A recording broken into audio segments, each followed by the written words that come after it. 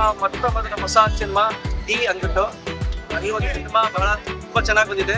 Adventurous cinema ಜೊತೆಗೆ love base cinema. ಪ್ರತಿಯೊಬ್ಬರು ಈ ಸಿನಿಮಾ ನೋಡ್ಬೇಕು. ಈ ಸಿನಿಮಾ ಯಶಸ್ವಿ ಮಾಡಬೇಕು ಅಂತ ನಾನು ಕೇಳ್ಕೊಳ್ತೀನಿ. Thank you so much.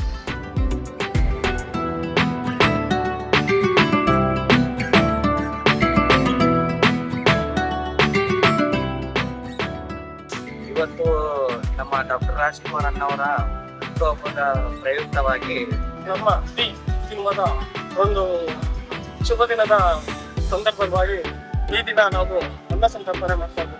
ಕರ್ನಾಟಕದ ಜನತೆ, ಕನ್ನಡದ ಜನತೆ ಎಲ್ಲರೂ ಸೇರಿ ನಮ್ಮ ಡಿ ಸಿನಿಮಾ ತಂಡಕ್ಕೆ ಎಲ್ಲ ಒಂದು ಸಲ ಆಲ್ ದ ಬೆಸ್ಟ್ ಹೇಳಿ.